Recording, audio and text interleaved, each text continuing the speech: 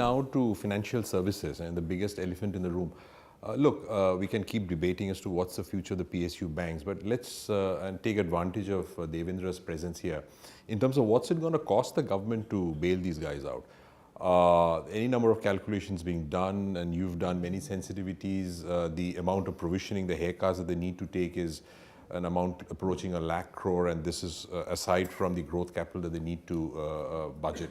Now, is there a sense that we are developing, your sense of what sort of amount that the government needs to budget?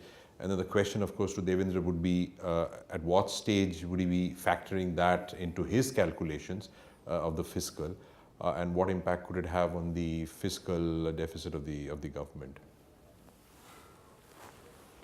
Pure growth capital at even 13.5% growth, which is modest by the nominal GDP standards, the requirement for government would be about 1.4 trillion, almost double the amount promised under Indradhanush. You add another 1.5 trillion INR from the AT1 market, which hasn't picked up really. And if we are talking about the additional 1 trillion haircut, which could come from the large stress corporates, it's already started happening, I think, this quarter results. So we are talking about something like 35 to 40 bips of GDP for next 3 years. So that's the kind of, I think, number one needs to look at. Of course, it's the premises, it's at a 13.5% growth. If this growth were to come down, this number could come down.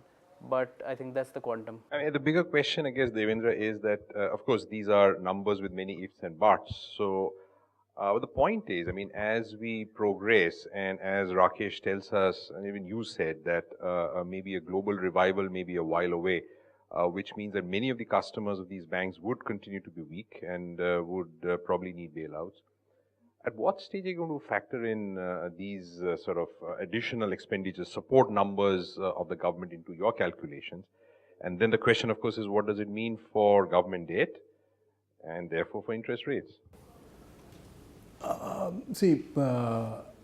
Based on if the entire amount which Abhishek talked about, if it has to come directly from the government, then the fiscal is going to take a very big knock, very big hit.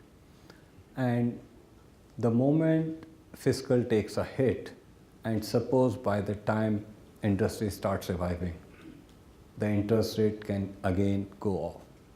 Again, we can look at a very high interest rate, because there's the demand, government being the best borrower will take out all the money, and the very less will be available for the corporates to borrow. And that will put pressure on the interest rate. What we believe, though, it's that some of these things will come from the multilateral in the form of sovereign loan, because mind you, our position, debt level on external debt sides are very, very comfortable. We are in a very good position on the external debt side. Not on the internal debt side, but external debt side, our position is very strong. Whether we look at it in relation to our exports, whether we look at it in relation to the forex reserves we have.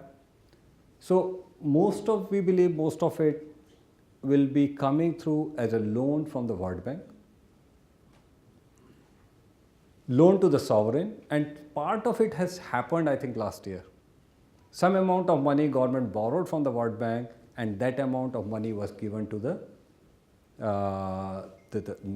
the banks.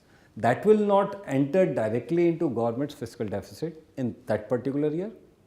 It will come from the next year as an interest cost, but these are long tenor and the low interest, so fiscal impact will be muted.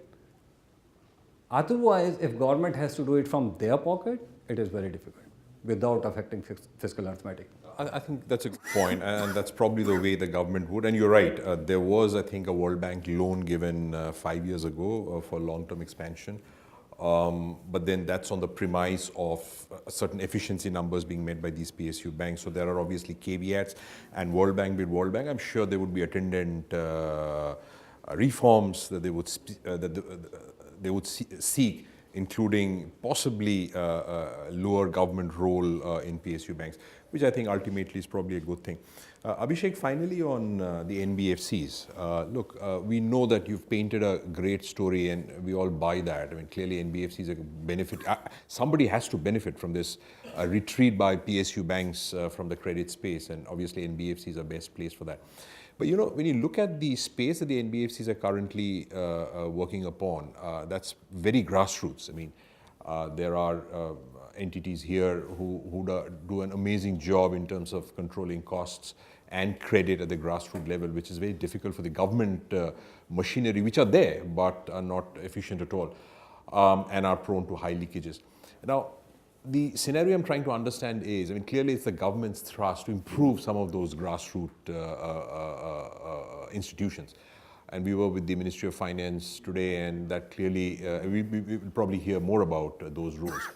Now, the question I'm asking to you is, so while the road looks great for NBFCs the next 3-4 years, is it possible that as those grassroots, the government tries and improves those grassroots institutions, suddenly NBFCs would have a competition from people who are perhaps more familiar with the ground realities? Is that a possibility you see?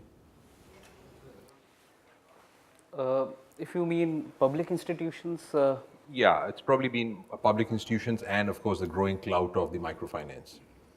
of course, currently anyways microfinance is part of, half of it at least, even after the small finance bank license, is part of the NBFC spectrum. But yes, definitely there could be a challenge in some spaces. Even particularly in mortgage, I think that's an area where even public sector banks are trying to grow more aggressively. So there could be pockets where this competition could come up. But the point we are making is, I think if we are looking at the kind of growth scenario for next 3 to 4 years, given that nominal GDP will at least get into double digits next year, the expectation is, clearly there will be huge room for all of them to grow. Even, I mean, to put that in, I mean, one data I just had was that the entire banking correspondent channels, which have grown in 2 times last 3 years, all of them put together are still the size of Allahabad Bank. So just one bank has higher presence than all of them. So still, I mean, they are fairly small. They are growing in their niches. They have their own pricing power in many pockets. Some of the names which are prospering are particularly prospering in very underbanked areas. In housing finance companies particularly, we have seen banks vacating the space of less than 10 lakh ticket size and moving closer to the 15 to 20 lakh, which is the closer to the PSL sweet spot, that sort of space. So there will be areas where they can definitely prosper and grow, is the sense I have.